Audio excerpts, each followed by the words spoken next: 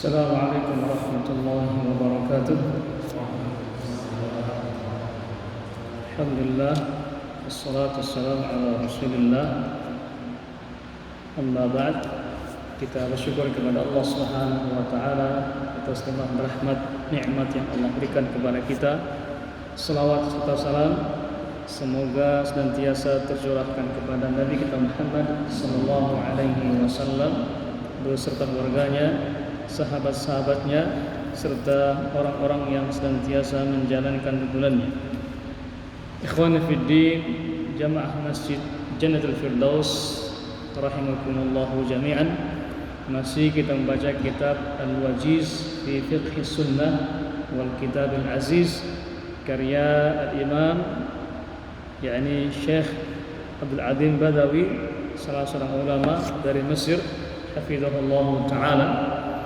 Kitab yang menjelaskan tentang ringkasan-ringkasan masalah fikih ibadah kita, dari bangun tidur kita sampai tidur lagi dalam keseharian kita.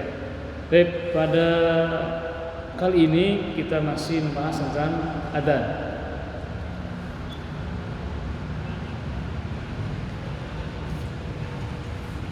Kita sudah masuk ke kitab shalah dan sekarang kita masuk ke hal yang menjelaskan tentang apa sih yang disunnahkan bagi muadzin ketika dia sebelum adzan atau ketika sedang adzan dan juga setelah dia adzan. Ini bagi muadzin, penting bagi muadzin karena muadzin orang yang paling pertama datang dan orang yang paling terakhir pulang, betul muadzin ya? Iya enggak? Iya. Iya. Jadi muadzin ini tugasnya sangat berat sekali. Karena itulah pahalanya juga sangat banyak. Pahalanya sangat banyak. Apalagi merangkap juga sebagai tukang bersihnya, tukang audionya, tukang sound system dan segala macamnya, itu luar biasa. Pahalanya juga sangat banyak sekali. Kenapa? Karena mengajak orang untuk melaksanakan kebajikan, yaitu salat. Dan salat adalah barometer amalan kita yang lainnya. Salat adalah barometer amalan kita yang lainnya. Orang yang kalau kita lihat mau lihat nilai orang, itulah salatnya. Kalau salatnya baik, berarti semua amalnya baik pula. Dan kebalikannya, ketika salatnya buruk, maka semua amalnya juga buruk. Itulah sabda Rasulullah sallallahu alaihi wasallam dalam hadisnya, awwalu ma yuqda yaumal qiyamati as-salat. Amalan yang paling pertama kali yang Allah hisab nanti pada hari kiamat adalah salat. Idza salahat salaha sa'iru amali wa idza fasadat fasadat sa'iru amali. Itu orang ketika salatnya baik maka semua amalnya baik. Dan kebalikannya, ketika salatnya buruk maka juga salatnya juga amalnya buruk. Baik, sekarang kita masuk ke bahasan kita, yaitu ma yustahabbu lil muadzin. Apa yang seharusnya dianjurkan dilaksanakan bagi seorang muadzin. Yang pertama, ayyabtaghi bi adanihi wajh Allah.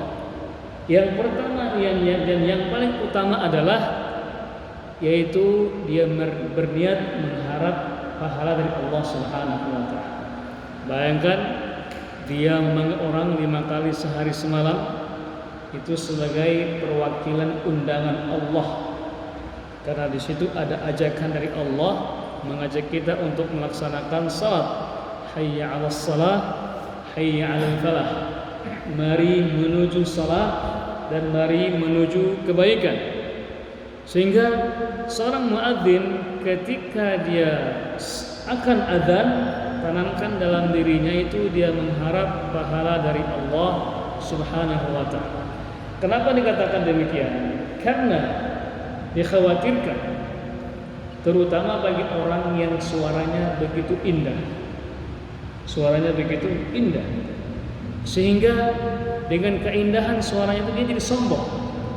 Dia jadi sombong. Ternyata suaranya itu masyaallah sangat indah sekali. Sehingga muncullah bisikan syaitan bagi dia, masyaallah, bagus lagi adzan. Semuanya terhanyut dengan suara. Sombong. Yang kedua, muncul riya di situ. Riya, kenapa riya?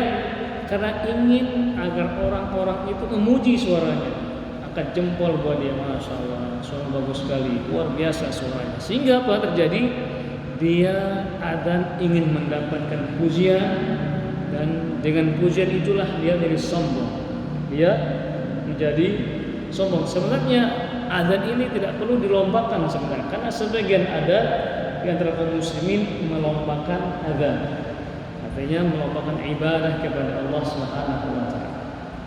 Sehingga yang paling menang, bahkan yang paling bagus suaranya, merasa dirinya dia yang paling hebat. Akhirnya apa terjadi? Ibadah yang seharusnya ikhlas karena Allah Subhanahu wa taala, akhirnya dia menjadi ternodai. Kenapa? Karena dia nodai dengan tidak ikhlasnya kepada Allah Subhanahu wa taala.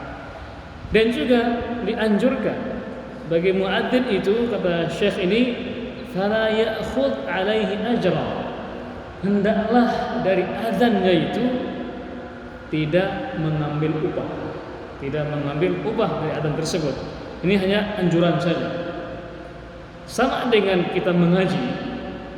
Mengajarkan orang mengaji itu tidak dianjurkan mengambil upah. Tetapi kalau yang diambilkan upah itu karena jerih payahnya mengajar, beda ya. Mengaji dengan jerih payah untuk orang mengaji beda. Ya. Begitu juga muadzin itu. Jadi ada suara di situ ya, ada suara yang dia dia keluarkan, ada tenaga yang harus dia keluarkan. Jadi kalaupun dibayar bukan karena adzannya, tetapi karena suaranya, karena tenaganya, karena letihnya itu. Adzannya hendaklah jangan mengambil upah karena dia adzan. Kenapa? Hadis Utsman bin Abil As berkata, kata beliau, aku bertanya kepada Rasulullah sallallahu alaihi wasallam, ij'alni imama qaumi. Qala anta imamuhum waqtadi bi ad'afihim wattakhidh mu'adhdhinan la ya'khudhu ala adanihi ajra. Kata Utsman ibn Abil As radhiyallahu anhu berkata kepada Rasulullah sallallahu alaihi wasallam, ya Rasulullah, jadikan aku sebagai imam untuk kaumku. Kata Utsman bin Abil As ini. Kata Nabi sallallahu alaihi wasallam, kamu imam mereka. Kamu imam mereka. Dan apa? Waqtadi bi adhafihim, dan jadikan imam itu standarnya orang yang paling lemah di antara mereka. Apa maksudnya itu? Artinya jika kita ingin jadi imam, mentang-mentang kita sudah hafal Al-Quran, jadi kita bacakan ayat yang panjang sekali.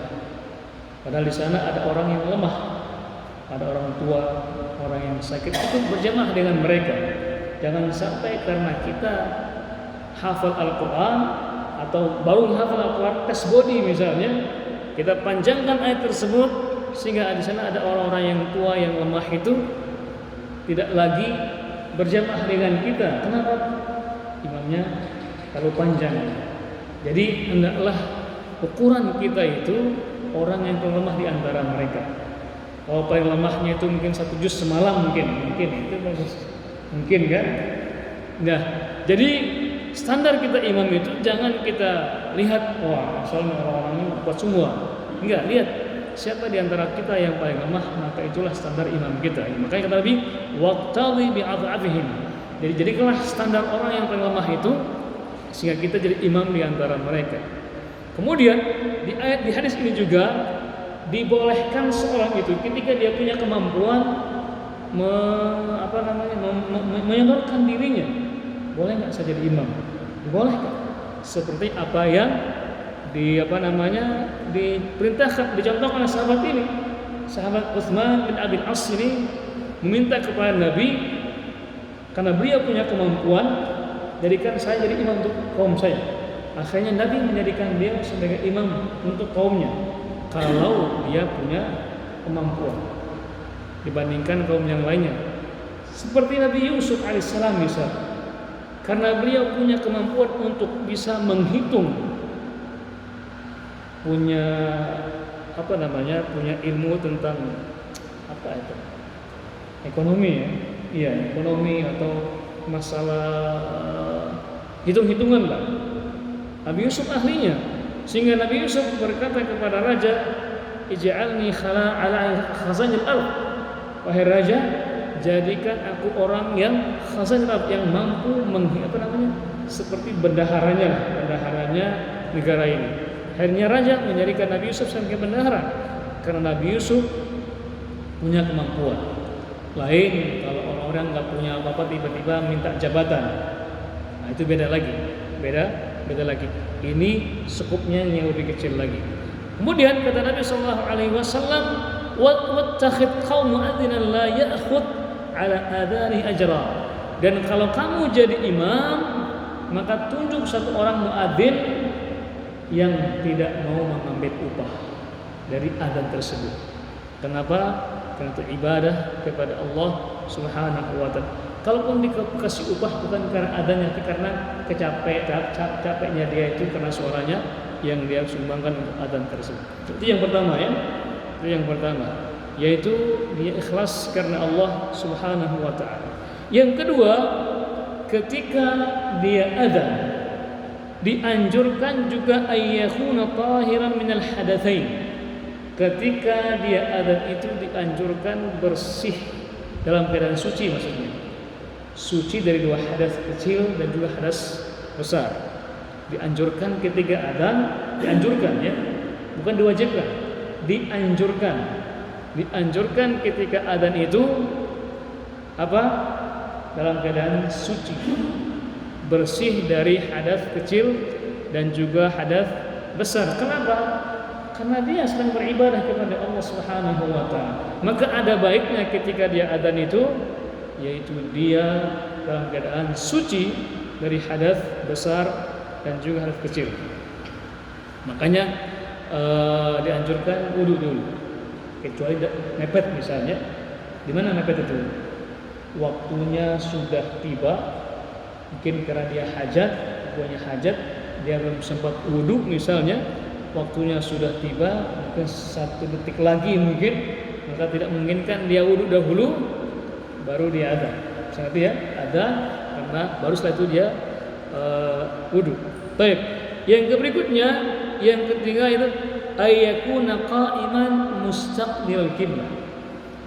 Hendaklah orang yang adzan itu pertama yaitu berdiri.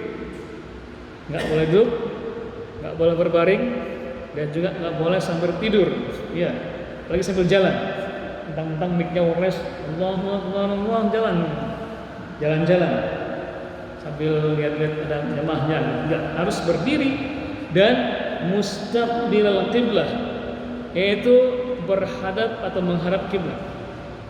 Ketika dia adzan, berdiri dan juga menghadap kiblat. Sebagaimana perkataan Al-Imam Ibnul Munzir berkata, al-ijma'u ala anna al-qiyama fil adhan min as-sunnati li'annahu ablaghu bis sama'. Kesepakatan para ulama Ahlus Sunnah wal Jamaah bersepakat bahwasanya berdiri ketika adzan itu adalah merupakan ijma' para ulama. Kenapa? Karena itu lebih sempurna untuk didengar oleh orang. Dan suaranya full. Beda kalau orang yang adzan sambil duduk, suaranya enggak full. Tapi kalau berdiri, maka suaranya bisa full dalam membaca atau dalam mengumandangkan adzan. Kemudian juga wa anna minas sunnati ay yastaqbil qiblata bil adzan, dan juga sunnah Nabi kita Muhammad sallallahu alaihi wasallam bahwasanya orang yang adzan sunnahnya harus berdiri, kecuali dia sedang sakit misalnya, tidak memungkinkan dia adzan ya, atau ada alasan lainnya, maka boleh juga sambil duduk. Sama juga seperti imam misalnya, ketika imam tidak mampu berdiri, boleh duduk. Nah di sini fikihnya, ketika imam duduk jadi imam, maka makmum juga boleh duduk, katakanlah mengikuti imam. walaupun makmumnya sehat-sehat semuanya. Kenapa? Nabi bersabda, "Innama ju'ilal imamu liyu'tamma bihi." Sesungguhnya dijadikan imam itu untuk diikuti. Nah, ketika imamnya berdiri, kita harus berdiri. Itu yang sakit. Dan ketika imam duduk karena ada halangan, makmum juga dianjurkan duduk, walaupun makmumnya sedang sehat. Itu sunnahnya. Seperti apa yang dilaksanakan Nabi Shallallahu Alaihi Wasallam suatu ketika Nabi Shallallahu Alaihi Wasallam sholat dengan sandal. Dulu boleh dan boleh pakai sandal karena kondisi dulu beda kan dengan sekarang. Nah, kalau sekarang kita sholat pakai sandal mungkin kita akan dihajar oleh masa itu. Kenapa? Karena rapi sekali, rapi, kemudian juga pakai apa namanya? Tapi pakai kaos kaki ya, mungkin karena alasan dingin boleh. Tapi kalau sandal jangan dulu, nanti akan diusir oleh jamaah. Nabi Shallallahu Alaihi Wasallam pernah sholat pakai sandal, kemudian tiba-tiba beliau melepaskan sandalnya, dan sahabat pun mengikuti Nabi Shallallahu Alaihi Wasallam. Kenapa melihat Nabi melepas sandalnya? Sahabat pun yang sedang berjamaah dengan Nabi melepas sandalnya. Kemudian setelah sholat, sahabat bertanya, Rasulullah, kata Nabi bertanya kepada sahabatnya, kenapa kalian melepas sandal? Kata sahabat, kami melihatmu ya Rasulullah, kami ikut melepas sandalnya. Dan sahabat bertanya, ada apa gerangan? Kata Nabi SAW, atani Jibril. Jibril mendatangiku, mengabarkan kepadaku bahwasanya di sandalku ada najis. Maka aku pun melepasnya. Dan Nabi melanjutkan salatnya. Ini sebagai dalil bahwasanya saat kita mendapatkan najis di tempat kita, maka kita bisa pindah atau bisa pindah ke tempat yang lebih bersih, tapi tidak membatalkan wudu, kecuali kena tubuh kita, kena tubuh kita. Dan najis sudah pernah kita bahas di pertemuan awal-awal ya. Baik, jadi kita harus apa tadi? Menghadap kiblat. Kemudian muadzin itu harus sambil berdiri, kecuali dalam keadaan sakit misalnya. Kemudian fa inna wa dzalika anna muadzi Rasulullah kanu ya'dunu mustaqbil kiblat. Kenapa dianjurkan berdiri? Karena muadzinnya Nabi dahulu, yaitu Bilal, muadzin yang pertama. Kemudian yang kedua siapa? Kalian tahu enggak? Kalian tahu? Abdullah bin Ummi Maktum. Jangan sampai lupa lagi nih. Abdullah bin Ummi Maktum. Semuanya ketika adzan sambil berdiri dan menghadap kiblat. Kemudian yang keempat adab yang dilaksanakan oleh muadzin yaitu ayyaltafita bi ra'sihi wa unuqihi yaminan 'inda qawlihi hayya 'alas shalah, shimalan 'inda qawlihi hayya 'alal falah. Hendaklah dia menoleh. Kapan itu? Menoleh ke kanan ketika dia mengucapkan hayya 'alas shalah. Hayya 'alas shalah. Menoleh ke kanan. Dan menghadap ke kiri kapan? Ketika dia mengucapkan hayya 'alal falah. Yang muadzinnya, makanya sunnahnya itu mic itu dilepas atau dipasang di situ, sehingga ini akan dijelaskan nanti. Jadi nanti tangannya itu ditaruh di ini. Yang berikutnya, paham sini ya? Jadi kapan dia menoleh kanan? Ketika dia mengucapkan hayya 'alas shalah. Ya. Dua kali kan? Hayya 'alas shalah. Kapan ke kiri? Ketika dia mengucapkan hayya 'alal falah. Hayya 'alal falah.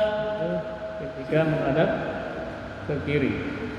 Kemudian apa dalilnya? Yaitu dari Abi Hujaifah, bahwasannya beliau pernah melihat Bilal, muadzin Rasulullah SAW seperti itu. Kata sahabat ini melihat Bilal ketika adzan, melihat Bilal seperti itu ketika mengucapkan hayya 'alas shalah ke kanan dan hayya 'alal falah ke kiri di Masjid Nabi sallallahu alaihi wasallam. Itu yang keempat ya. Kemudian yang kelima, ayyudkhila isba'aihi fi udhunayhi. Hendaklah dia itu memasukkan isba' ini, ibu jari ini, atau jari-jari, satu jari aja, kedua telinganya. Begini ya. Dan ya, paham ya? Begini. Bukan begini. Ada sebagian begini. Dimasukkan telinganya. Bisa ngerti nggak muadzin? Ya. Karena kemudian ada muadzin yang begini. Ya. Yang sunnah gimana sunnahnya? Memasukkan. Jadi ketika hayya 'alas shalah dengan ini lehernya ya, bukan kepala tapi semuanya. Ya, semua badannya. Hayya 'alal falah.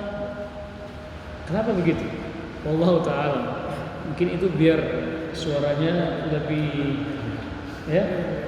lebih bervariasi dan juga lebih indah suaranya. Apa dalilnya? Itu dari Abu Hudzaifah tadi, bahwasanya beliau ra'aitu Bilal yu'adzinu wa yaduru wa yutba'u fahu hahuna wa hahuna wa asba'ahu fi udhunayhi.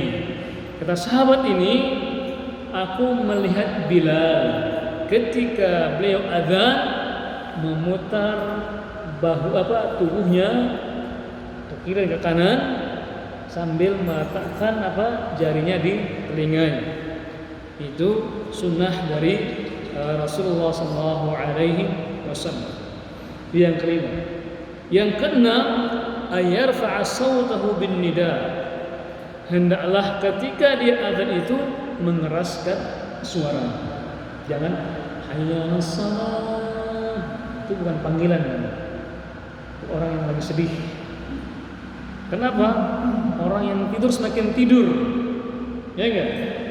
Kan kita manggil kan harus dengan suara yang keras dan lantang. Kan orang-orang yang adzan itu harus yang punya suara lantang. Kalau saya enggak pantas dari muadzin karena suaranya begitu lembut, enggak keras. Jadi kata Nabi sallallahu alaihi wasallam, fa innahu la yasma'u mada sautil muadzini jinnun wala insun wala syai'un illa syahida lahu yaumal qiyamah. Apa hikmahnya harus mengeraskan suaranya?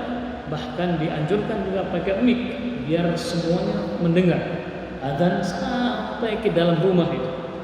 Kenapa ada orang yang beralasan, kok saya enggak dengar adzan ya?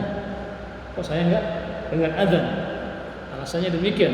Dengan pakai mic maka tidak ada lagi alasan tidak pernah mendengar adzan, kecuali orang yang ada masalah dengan telinganya, dengan kupingnya. Kata Nabi SAW, kenapa orang yang ketika sudah adzan yang keras maka tidaklah suara adzan itu ketika suara muadzin mengumandangkan adzan didengarkan oleh jin dan juga manusia dan siapapun itu, bahkan dari makhluk melata itu sesungguhnya akan menjadi saksi nanti pada hari kiamat. Menjadi saksi pada hari kiamat. Ini juga keutamaan bagi muadzin. Jadi suaranya itu disaksikan tidak hanya oleh manusia, tidak hanya bagi jin, bagi makhluk yang ada di alam semesta akan mendengar, baik itu yang di laut atau di darat, mereka mendengarnya. Bahkan mereka bertasbih kepada Allah, walakinnakum la ta'lamuna tasbihahum. Kata Nabi, akan tetapi kalian tidak mengetahui seperti apa mereka bertasbih kepada Allah Subhanahu wa ta'ala. Sampai sini paham ya? Paham ya? Ada pertanyaan enggak? Ada pertanyaan enggak? Oke, kalau enggak ada, kita lanjutkan sedikit lagi. Berapa lamakah waktu antara adzan dan iqamah? Berapa lamakah seorang itu waktu antara adzan iqamah? Apalagi di kita kan ada digital kan, kita bisa ngotak-atiknya. Berapa sih yang disunnahkan oleh Nabi kita Muhammad sallallahu alaihi wasallam? Di sini dijelaskan, yanbaghi al-faslu bainal adzan wal iqamah bi waqtin yattasi'u lit-ta'ahhubi lis-salati wa huduriha, li'anna al-adzan innama syur'a li hadha wa illa dha'at al-fa'idatu minhu. Qala Ibnu Battal la hadda lidzalika ghairu tamakkuni dukhul al-waqti wal ijtima' al-musallin. Di sini dianjurkan apa?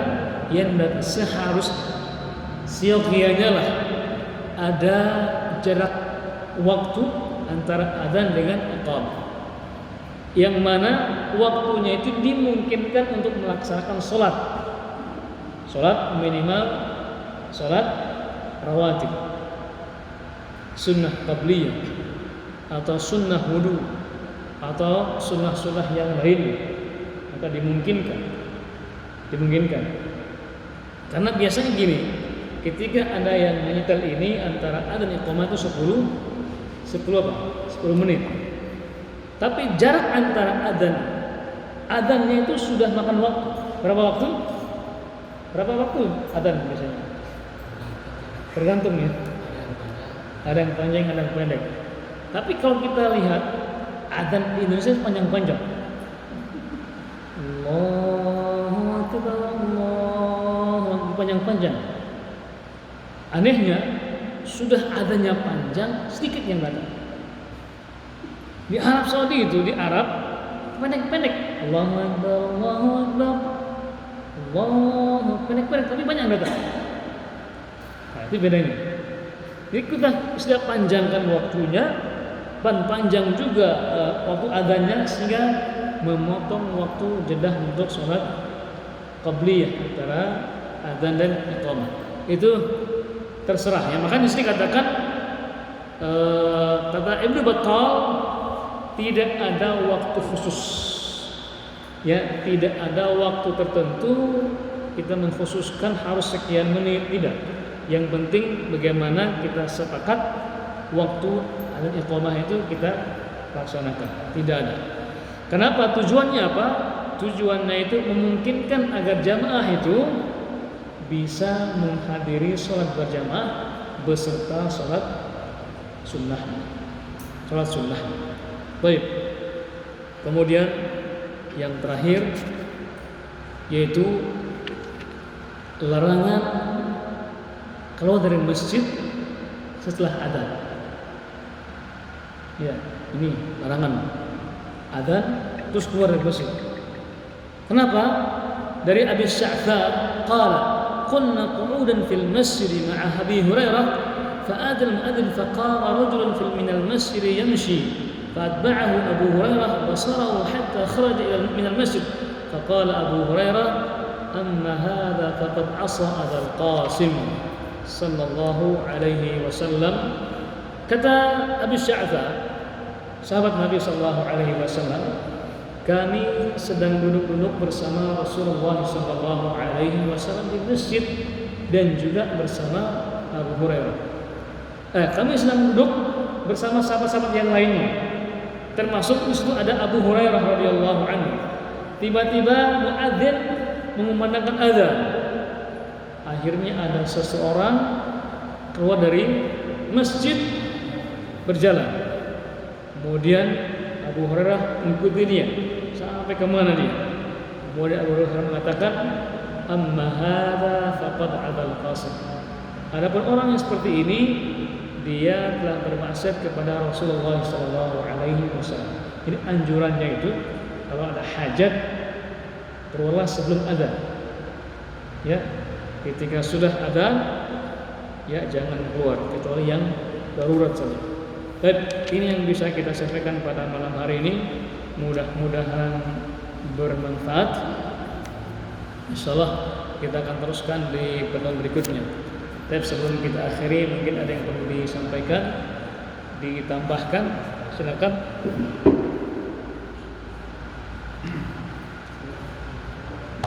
Ada yang ditanyakan?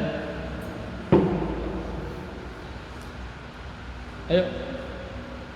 Masih ada waktu ini. Masih ada waktu. Silakan. Berapa?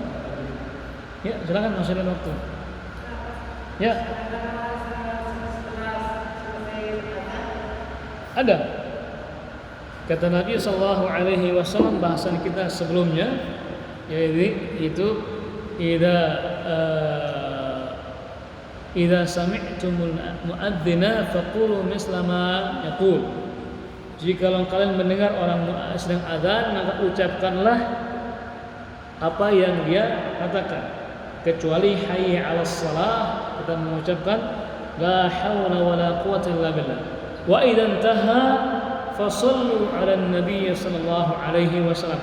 Ketika selesai azan, maka apa cuman kita diperintahkan untuk bersalawat kepada Rasulullah SAW. Kita mengatakan apa?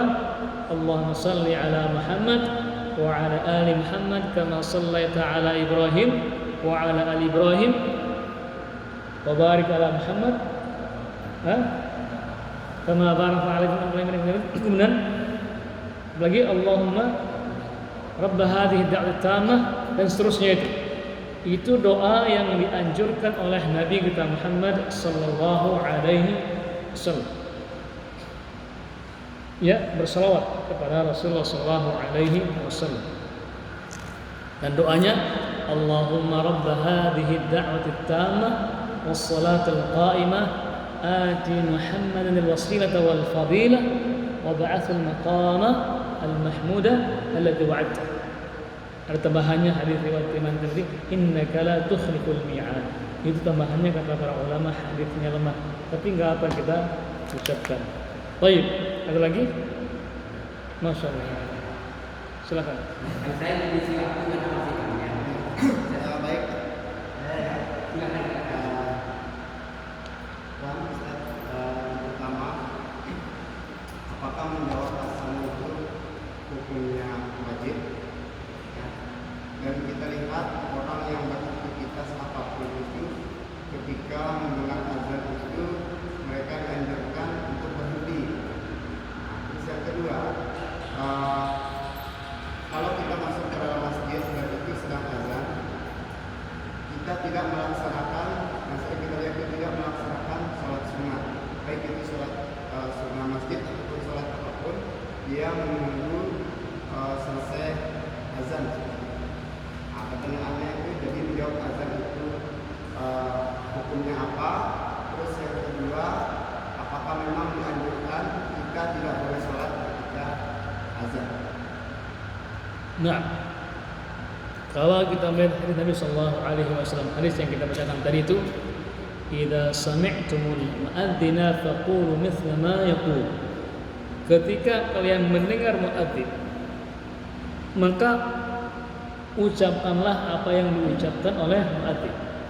Nah, dari apa yang Nabi sabdakan ini berarti hukumnya perintah.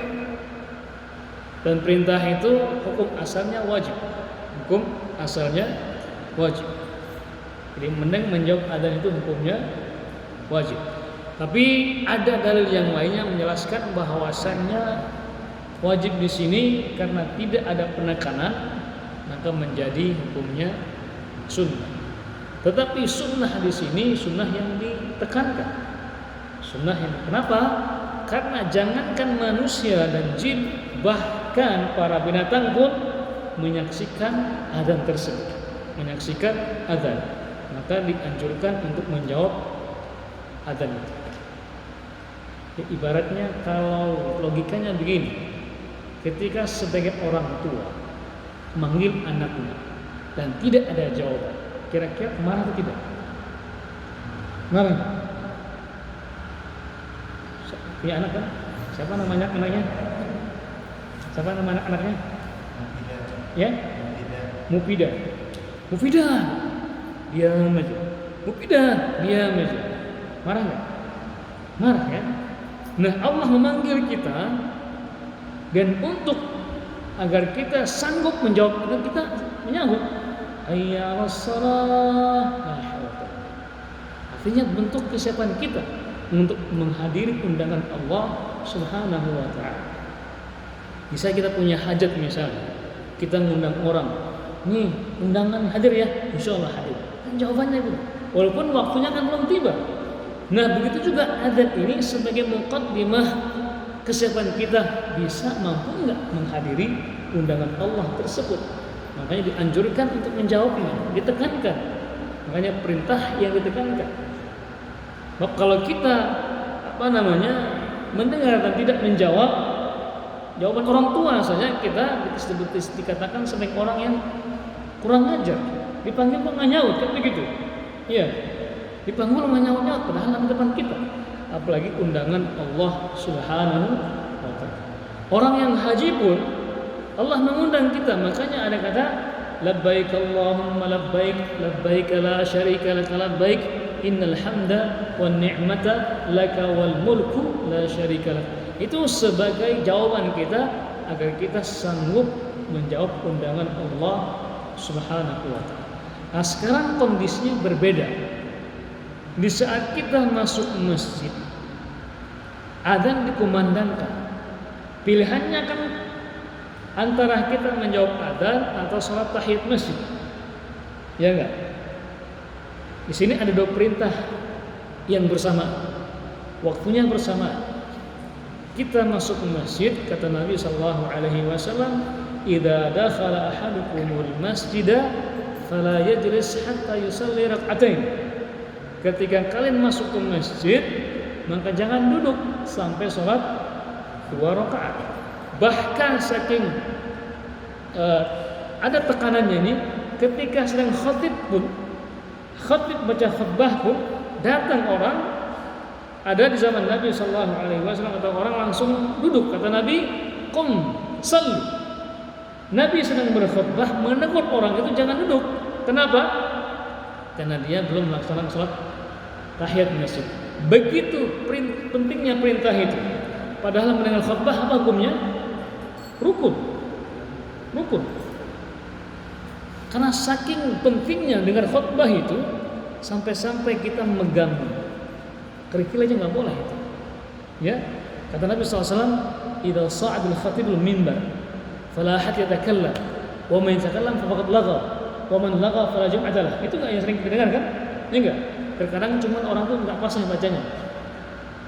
Idza sa'adul khatibul minbar, al-imam al-minbar, atau khatibul minbar, fala ahad yatakallam. Habis waktunya. Jadi ketika khatib datang jangan langsung duduk. Jangan berbicara. Diam. Saking pentingnya itu, namun ketika ada orang yang datang langsung duduk, nggak boleh, sholat dulu. Nah begitu juga orang yang ketika sedang adzan, apakah dia berdiri mendengar adzan atau sholat tahiyat masjid? Nah di sini ada dua perintah. Manakah yang kita dahulukan? Ditekankan di sini adalah tahiyat masjid. Karena adzan itu hukumnya sunnah. Saya ngerti ya? Cukup ya? Paham maksudnya itu?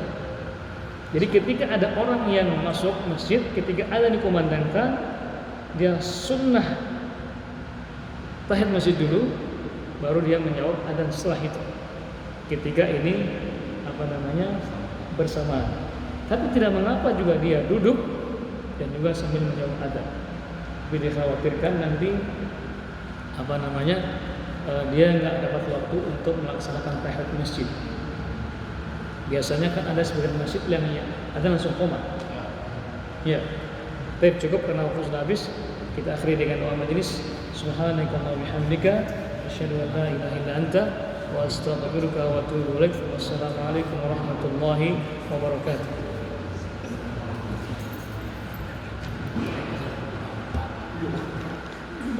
Kita